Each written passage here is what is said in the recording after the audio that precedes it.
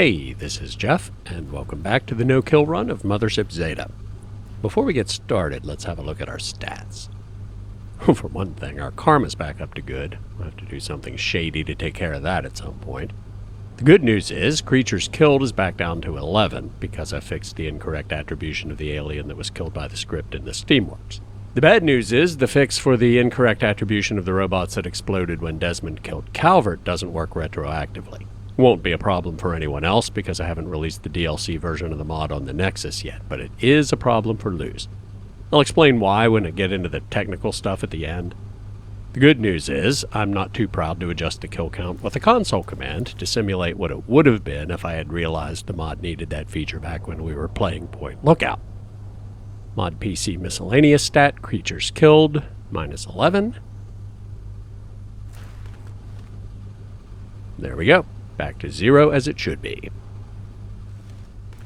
Anyway, last week we explored 2 optional levels that you're permanently locked out of once you finish certain quest objectives, and there's one more. Let's check that out, and then we can start blowing up generators.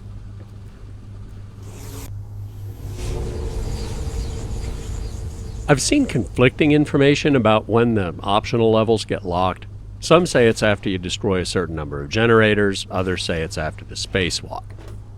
From what I see in the code, it looks to me like all 6 areas, 3 generator levels and 3 optional levels, become inaccessible after you complete the DLC quest line, which may be functionally equivalent to after the spacewalk if you can't get back to the engineering core at that point. I'll try to check them periodically to determine the real point of no return. But for sure, you can only visit this one once. After you leave this level, the teleporter shuts down, which is why I didn't want to do a rush job on it at the end of the last episode. If I forget something in the cargo hold or the engine room, we could go back, but this one we can't. And we're already getting close to carry capacity, so I'm going to combine as many weapons as I can.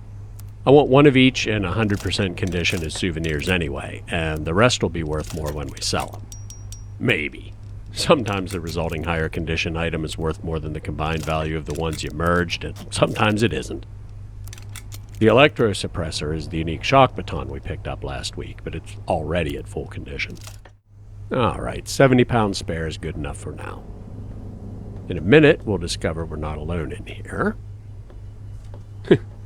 You can see on the compass they just spawned in. It's Sally, and this time it's not a glitch with her Force Greet package. She's tinkering with this control panel or whatever it is. See what she's doing. Hey, I didn't know you were exploring too. You don't know where we are, do you? Star Wars reference. What an incredible smell you've discovered. Yeah, it's kind of stinky in here. Did you cut the cheese? You smelled it, dealt it. Are we lost? No way! Well, maybe a little. I bet we can find something neat, though. Alright, let's go. Yeah, you're probably right. Wait, did you feel that? Hey, we're moving. Cool. Keep an eye on this window. Oh, I get it. We're in one of those trash cans that move around the ship. I always wondered where these things go. This is a really cool sequence, both game-wise and in a meta sense. It's all smoke and mirrors, but it really gives you the impression of moving through the ship. Ever noticed? This generation of games didn't have actual moving platforms or elevators or anything like that. I'll show you how they did it at the end of the video.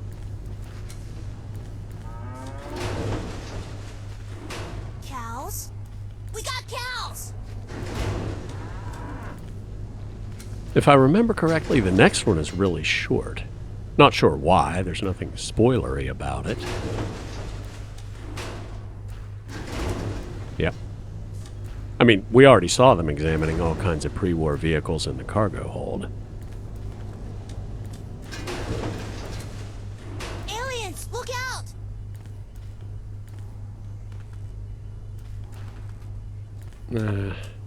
I just realized we might have a problem here.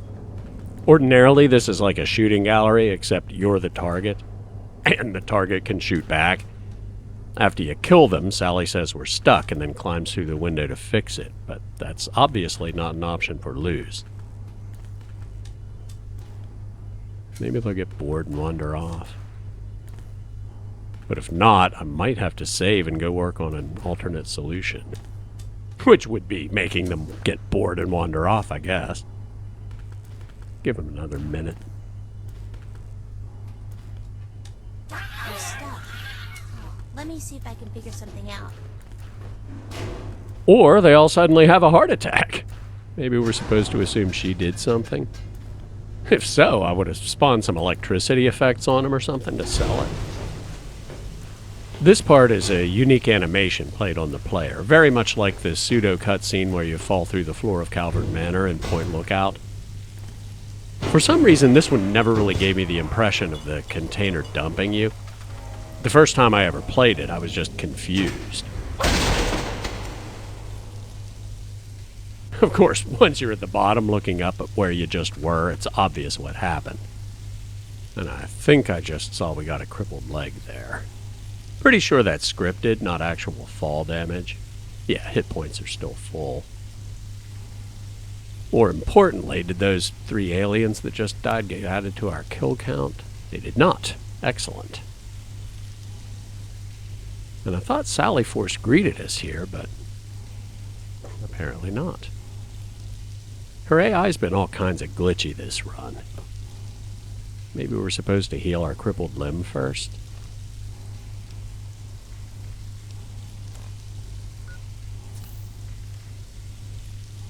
That's the door to the next level. Hey! Hey, are you okay? Skin, knee, or anything like that? I'm alright. How about you? I think I'm okay. You don't look so good, though. Really? I'm at full health. I guess we should split up. Okay. I'll try and find a way to help you get out of there. Otherwise, see you back at the core. Well, based on that dialogue, the game wasn't assuming you would have healed your leg before you talked to her. I don't know. There's probably a quest script controlling her progress like in the Steamworks, and depending on how frequently that runs, it might have taken a few seconds for her package to update. Anyway, into waste disposal. One of the first things the game wants you to notice is these crushers. They're scattered all through the level, and they are as dangerous as they look. They're not an instant kill, but they do a good bit of damage and knock you down, which if it happens when you're in combat can be a death sentence. Of course, in a perfect world we won't be in combat. What's this button? Whoa! Hey, can you hear me down there? Yep, loud and clear. Safe. Hello. Well, it never crossed my mind to try last week, but... Yes, robotics expert does work on the alien drones. Well, that's going to make life a lot easier. And there was a healing arch. I think they heal crippled limbs, but too late to test it now. There's a switch over here that I've never quite understood. It turns on an electrical arc on the machine behind it, but other than being kind of cool, I'm not sure what purpose it serves. If it was in the middle of the floor so aliens could walk through it, you could use it as a booby trap, but I don't know. Oh yeah, they definitely know we're here. Don't let them sneak up on you. And sneak up behind you they do. Right over here we have a footlocker with some interesting sounding loot. Quartermaster shipment and General Chase's overcoat, which was very cool looking, and Operation Anchorage doesn't give you a real-world copy when you leave the sim, so you might be pretty excited. But this copy is bugged. It just looks like the winterized combat armor. I'm pretty sure there's a mod that fixes it, but I don't have it installed. Watch out, more coming from behind you. I'll try to block their progress. I'm not sure she actually does. I guess she might lock the other door. I usually just shoot him through the window. Can't see it from here. Go back and check. I mean, they're not coming around the corner. Nope. Not sure what she was talking about. Maybe she's talking about the part coming up, which does get locked behind you. Deactivate. Excuse me.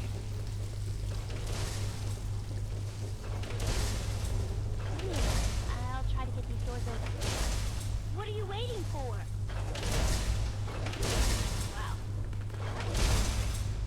See if you can turn it off while I try and figure this door out. You can turn it off with this switch. Get a move on. Okay, okay. But you know, just not walking under it is also an option.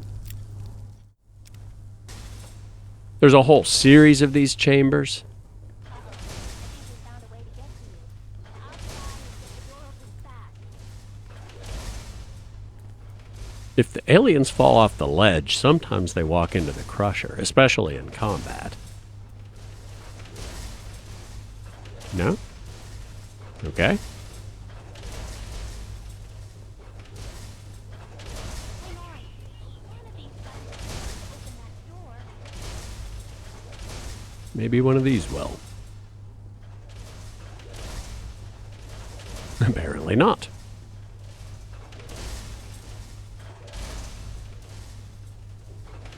Okay, that's the last one.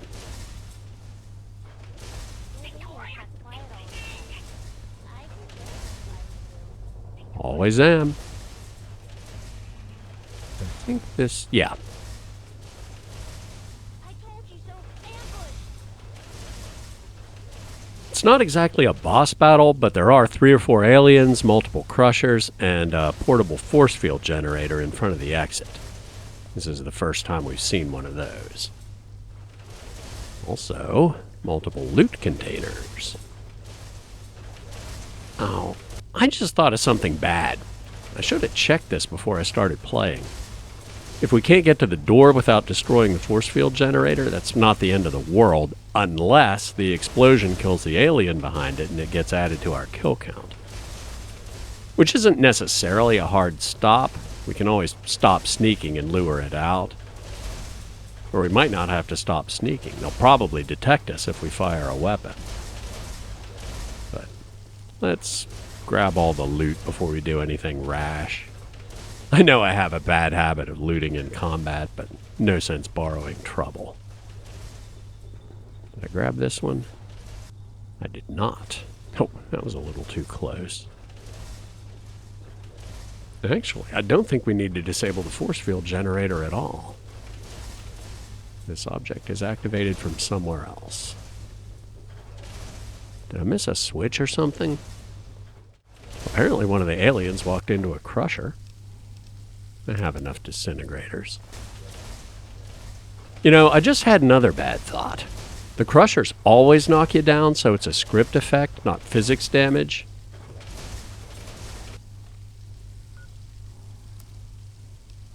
Yep. Damn it. Okay, that's unacceptable. No way is it the player's fault that the aliens don't believe in basic safety precautions like putting a freaking railing around their crushers. Well, I'm gonna have to stop and fix that, so I might as well test if blowing up the generator is what unlocks the door first.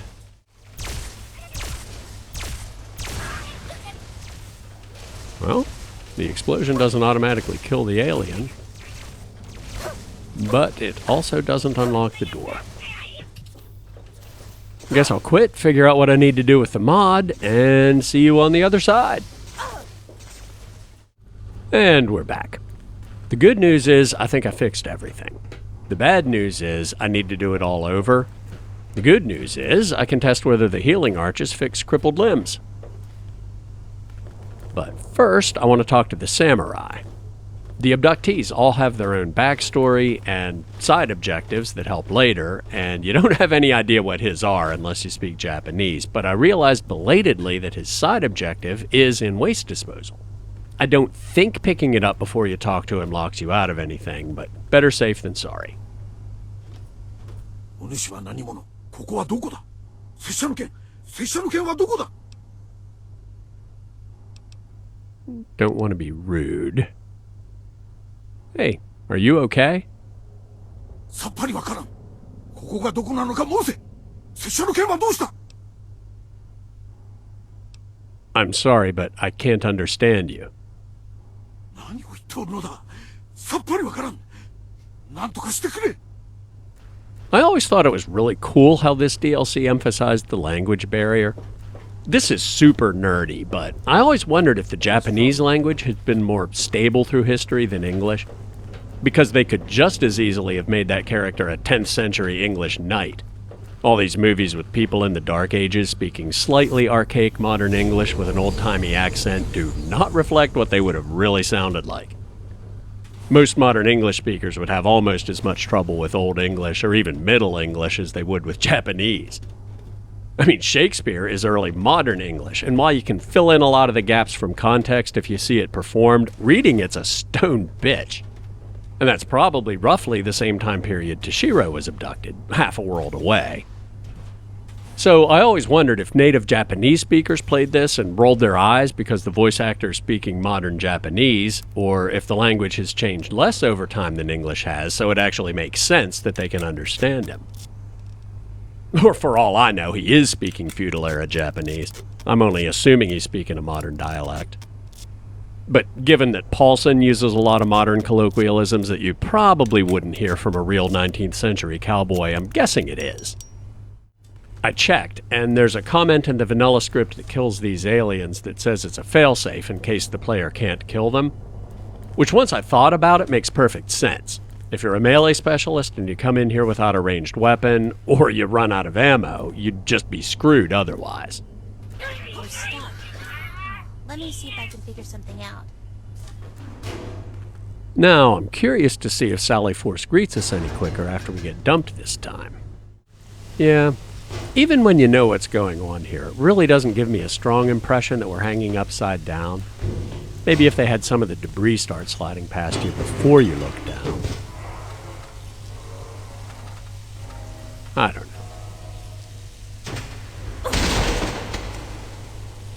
Anyway. Don't heal our crippled leg yet.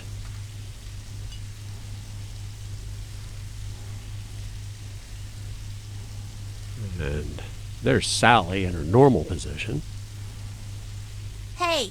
Hey, are you okay? Skinned knee or anything like that? I'm all right. How about you? I think I'm okay. You don't look so good, though. This time I probably don't. Guess we should split up. Okay, I'll try and find a way to help you get out of there. Otherwise, see you back at the core. Now, let's see how the healing arches are with crippled limbs.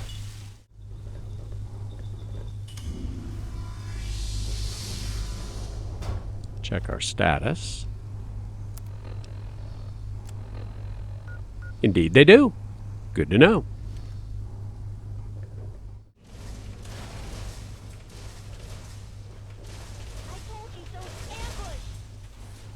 Now, what actually unlocks the door is all 4 aliens dying.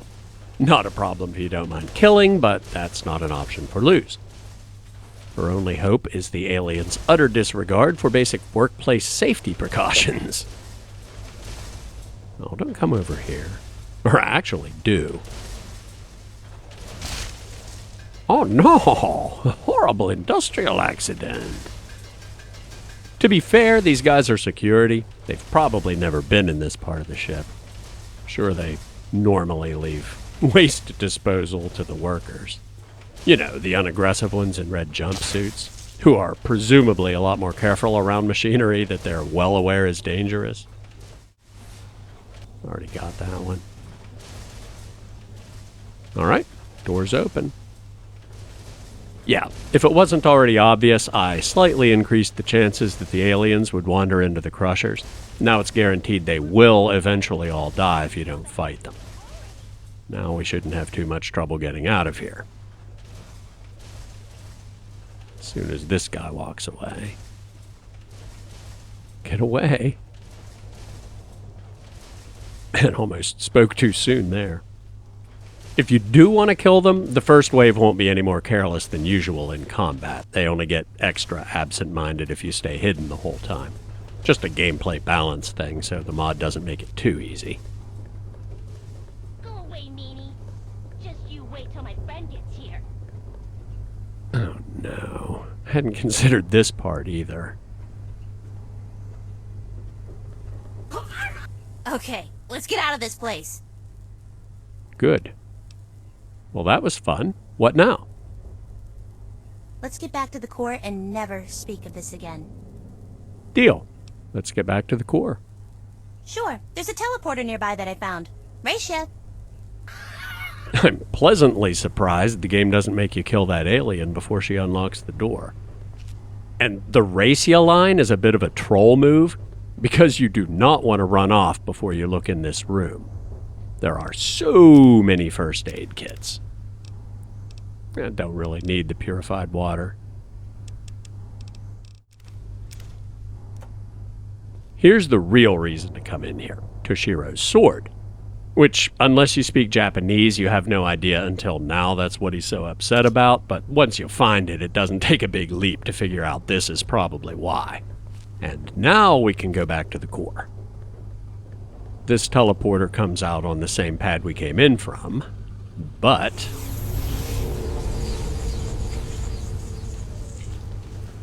now it's disabled. And let's just make sure the fix really worked. Yep, creatures killed 0. Excellent. And here comes Sally to force greet us. What you want? Oh, I guess this unlocks after you talk to him. What do you know about this Toshiro Kago guy? I think he's from the Earth's past. There are people frozen all over the ship that the aliens grabbed, wearing funny old-time clothes and stuff. Okay. I have to go now. Don't worry, I'll be safe with these guys. They seem pretty neat. I like how every time you leave one of the side rooms, the place is a little more cluttered because the other captives are investigating and scavenging useful stuff while you're gone. Oh, here's another scripted event. The aliens stage a raid, which was not very successful. Show's over, folks. Over encumbered. That was bound to happen sooner or later. Probably have a few things I can merge, but fortunately there's a convenient container in this room that I know doesn't respawn. This footlocker right beside the decompression chamber. There are probably others that don't respawn in here, but I know for sure this one doesn't. And it's close to the teleporter to the bridge, which is powered down right now, but might prove quite convenient when we're ready to go home. Now, let's give Toshiro his sword. Oh, there's another giddy-up Buttercup toy. We didn't get a great look at the one in the cargo hold, so that's cool. Anyway. なんと何を望んでおるのだ何故お主の言うことがわからんのだ I know you can't understand me, but I thought you might want this sword. おおこれこそ拙者の剣かたじけないすまぬが拙者自らこれから起こることに備えねばならん Well, he seemed pretty happy about that. I guess it probably goes without saying, but finding the sword and giving it to him makes him much more effective in combat. You can't really involve him in any plans, but he clearly understands you have a common enemy. It's a bigger dilemma if you're a melee weapon specialist, because, also probably obvious, it's a really good weapon. Stash the stuff we just picked up. This place, it's giving me the creeps. I can't imagine why. Alright, that took a bit longer than I expected, and I have a lot to show you in the GEC, so I think I'm going to save and call it a day here, and we can start working on the generators next week. If you bail out when I get into the technical details, don't forget to like the video before you go, subscribe and turn on notifications if you haven't already, and leave a comment if you have questions or suggestions. First off, the trash container. It's actually pretty simple in concept, and not even as complicated as it looks in practice. All of the rooms that you see when the shutter opens exist in literally the same place. Here in the GEC, you can see them all superimposed over top of each other. Each set of objects, everything from the floors, walls, and ceilings to the creatures, furniture, and other clutter, has a single object that's the enable parent of everything else in that set. The script that controls the sequence just disables one master object and enables another one while the shutter is closed, but the camera shake and sound effects really sell the idea that you're seeing different rooms as you move through the ship. Now, mod features. I guess I'll go in chronological order. I talked a bit about the Professor Calvert situation last week, but the plot thickens. The bad news is, it turns out is limb gone always returns false if the calling ref never had the specified body part to begin with. So those redundant calls to kill with destroy body part set to head 2 don't give us any information we can use to determine who killed a robot or turret. The good news is, I did discover why we only got charged with 11 creatures killed instead of all 22 in the lab. The who killed me parameter on the kill function only sets the ref's killer if the ref is alive when it's called. All of their kill scripts ran and exploded their heads, even the ones that were already dead, but everything Desmond killed before he killed Calvert still had its killer set to Desmond. Only the ones killed by the scripts were set to the player, and only those were added to the creatures killed stat. The bad news is that doesn't tell us enough after the fact, because even though we can always tell which ones Desmond killed, we can't tell how many of the rest were killed by the script versus actually killed by the player. The good news is, it's not impossible to fix, it just made the feature a bit more complicated. We need to monitor them while the quest is in progress, and if they're killed by the player before Calvert dies, mark them as ineligible for the adjustment. I created a trigger zone at the lab entrance, although it turned out there was no one-time setup required, so it could really be any kind of object that can have a script with a game mode block. But there's no reason for it not to be a trigger zone. It works, and I don't have to do anything to make it invisible, so good enough. The script has 2 major sections, one that runs if Calvert is alive, and one that runs after he's dead. If he's alive, we check each turret and robot to see who killed it. Is killer returns false if the calling ref is still alive, so that makes things pretty simple. If the ref says it was killed by the player before Calvert dies, we know the player really killed it, and used a variable to remember that it's not eligible for the kill count adjustment. It's a bit more complicated after he dies. The robots and turrets aren't guaranteed to self-destruct in the same frame Calvert dies, so we need a little delay to make sure they've had time to die and be recognized as dead. But there are a couple things we can do right away. If the player told Desmond to do his own dirty work, he can stop shooting now. Otherwise, we know the player killed Calvert. In the vanilla game, creatures killed isn't incremented for Calvert himself, for what I strongly suspect are technical rather than ethical reasons. Specifically, Calvert is a talking activator like an intercom, not a creature, so the game engine treats his destruction like a car exploding, not a creature dying. And that feels wrong, so there's now a PAM option to bump up creatures killed for that. As the comment says, it is possible for the player to attack Calvert after telling Desmond to kill him. If that happens, the if code will run, not the else block where we know the player did it. But unfortunately, there's no way to determine who killed a talking activator. So in that case, Desmond gets credit for the kill shot, even though it could theoretically have been the player. Then we wait a few frames, and once we're sure the robots are dead and the player's kill count has been updated, we're ready to go. If the player told Desmond to kill Calvert, or the PAM option is set, so if the player kills Calvert, they aren't blamed for the self-destructing robots and turrets, we take another spin through the list. If the player killed Calvert and the PAM option is set so the self-destructing minions do count, it just skips to the cleanup code at the bottom. For each one in the list, if the game thinks the player killed it, meaning it was added to the player's kill count, but the player didn't actually do it, we subtract 1 from creatures killed.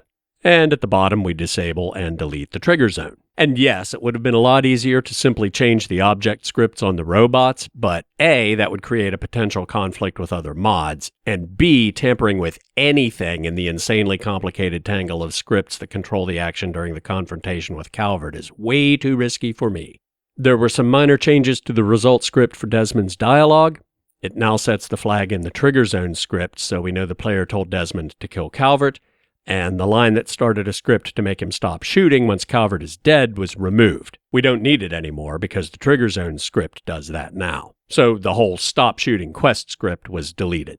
And finally, the configuration options. Forgive me a little sidebar about design philosophy here, but I think it's important to draw a distinction between how I decide whether I make a feature configurable at all versus how I decide what the default behavior will be if it is. I've probably said it before, but I generally don't make features configurable if the player has control over them in-game. If you think the taser fist is OP, don't buy it. When a feature is configurable, the default setting is where the ethics questions about accountability come into play, and I definitely appreciate the input I get in the comments, so thank you for that. Sometimes it's easy, like Tranquility Lane. The slasher ending doesn't actually kill anybody. The failsafe kills everyone and the player knows it, but the vanilla game gets it backwards. In my mind, the PAM feature is almost more of a bug fix than a feature. You can opt out by changing the mod configuration, but as far as the default setting, I don't think there's much room for debate. At the other end of the spectrum is giving Colonel Autumn the wrong code. An Enclave soldier dies on the other end of the intercom, but the Lone Wanderer has no reason to expect it to do anything more than lock them out of the system. And there are several layers of indirection between the action and the consequence, so that one is disabled by default unless you manually enable it or use the strict accountability preset. So, couple things here aren't configurable. First, any robots or turrets the player actually kills will not be deducted from creatures killed in any scenario, obviously. Second, if Desmond kills Calvert, anything killed by the script will be deducted. I decided it didn't need to be configurable because the player makes that choice in-game by talking to Desmond and refusing to kill Calvert, which is new functionality. Two features are configurable, both related to what happens if the player kills Calvert, because they change the behavior of existing functionality if you go down the vanilla path. First, killing Calvert. Creatures killed will be bumped up by 1 unless you disable that feature manually or you're using the bug fixes only preset. I don't think enabling that one by default should be particularly controversial. If you kill him, you know you're killing him, and your kill count should reflect that. Second, the robots and turrets that explode when Calvert dies. And that one I had a harder time with. On one hand, the Lone Wanderer doesn't know what's going to happen, and it doesn't look like the developers did it on purpose. They wanted to use the destroy body part parameter, which required them to put something in the who killed me parameter, and player is just easier to type than the robot's own ref ID. On the other hand, if the player kills Calvert, they know they're killing, they just don't know the body count's going to be a little higher than they expected. In the end, I decided to have that one disabled by default, mainly because I try not to change things unless it's necessary to enable a no-kill run, or I feel pretty strongly that the game's vanilla behavior is wrong, and in this case, I'm kind of on the fence. So if you kill Calvert, the robots and turrets will only be deducted from creatures killed if you enable that feature manually. Next, the feature for the alien in the Steamworks. The comments in the vanilla script imply Sally did it with a grenade, but we never gave her a grenade.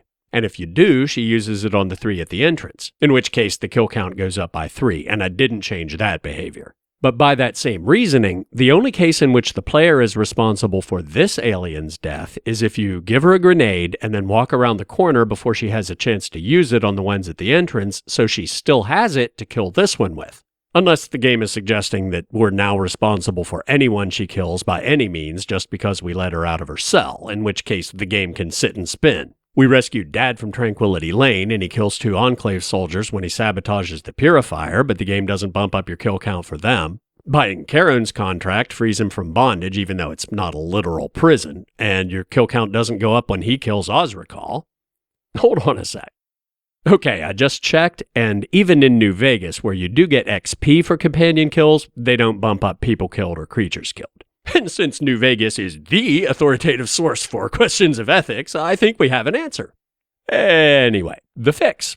Pam has a support quest for each DLC, mostly to declare variables we need to keep track of things, but this one now has some code. I kept it consistent with the game's own logic. If you didn't give Sally a grenade, or you did but she already used it, then the alien she kills later is deducted from creatures killed. Otherwise, fair enough, that's on the player. And I did not make that configurable for reasons already discussed. Next, the Crushers. They're scattered all through the waste disposal level, and the mod affects all of them, not just the ones in the big arena battle at the end. So if one of the aliens falls off the ledge and walks into a Crusher in that series of chasing Darth Maul rooms, that won't count either. This is kind of like the Calvert situation because the Crushers splatter their victims by using the destroy body part parameter on the kill command, which requires something in the who killed me parameter. I suspect they just used player for convenience rather than to purposely bump up the player's kill count like the grenade scenario does, and if it was intentional, they're wrong. I was kidding around about it during the gameplay section, but seriously, you didn't create the hazard, you didn't push them into it, and if you're undetected, you can't even say it's your fault for distracting them around dangerous machinery. And this is a rare case where I implemented the mod feature in a way that does create a potential conflict with other mods. I'm not aware of any that alter the Crusher script, but if there is one, whichever one comes last in your load order will win. Sometimes I joke about being lazy, but what I really mean is that I prioritize by effort to reward ratio. And while I theoretically could have done something similar to how I fixed the Calvert situation, I couldn't see a practical way to do it here. There's no single event like Calvert's death up to which anything dead that says it was killed by the player actually must have been, and after which it definitely wasn't. Any of the aliens could be killed at any time by the player or a Crusher. Maybe I could replace the aliens with a modified version that has code in its on-hit block to figure it out, but I'd just be trading a load order conflict for a runtime conflict. Plus, I'm not going to lie, I was a little bit salty because, unlike the Brainjar script, the Crusher script already had the target ref in a local variable, so they wouldn't have had to type a bunch of individual ref IDs. They could have done exactly what I did and just used the existing variable actor-not instead of player, and I wouldn't have had to do anything. And this one's not configurable either, not because of any design philosophy considerations, but because I directly modified the base object, so there isn't any way to turn it on or off. And finally, the arena battle itself. First, I created 3 AI packages to wander near each of the 3 Crushers. Then, back in the support script, if the player is within 60 feet of the door, which is well inside the room, it checks an alien to see if it's dead. If so, it moves on to the next one. When it finds one that's still alive, if the feature is disabled or the player is in combat, nothing happens. Although they obviously can still run into a Crusher purely by accident. I mean, the first time through, one did. However, if the feature is enabled and the player isn't in combat, they'll wander dangerously close to the nearest Crusher and eventually get smashed. And since the quest script only works on one at a time and only runs once every 5 seconds, they don't all do a sudden lemming rush to doom if you stay hidden. And once they're all dead from whatever cause, it sets a flag so none of that code runs anymore. If I was sure we wouldn't run into any more situations where we need to adjust kill counts, the quest could just stop itself right there, but I think it's actually more likely that we will. So for the moment, it'll keep running until we complete the DLC quest line. This one is configurable, and it's enabled by default unless you're using the bug fixes only preset, because it's necessary for a no-kill run. And even if you're not using the bug fixes only preset, but you're not taking the pacifist thing all that seriously either, you charge in all guns blazing, they'll fight like normal. There won't be any difference from the vanilla behavior. And that's it. As always, thanks for watching, and I'll see you soon.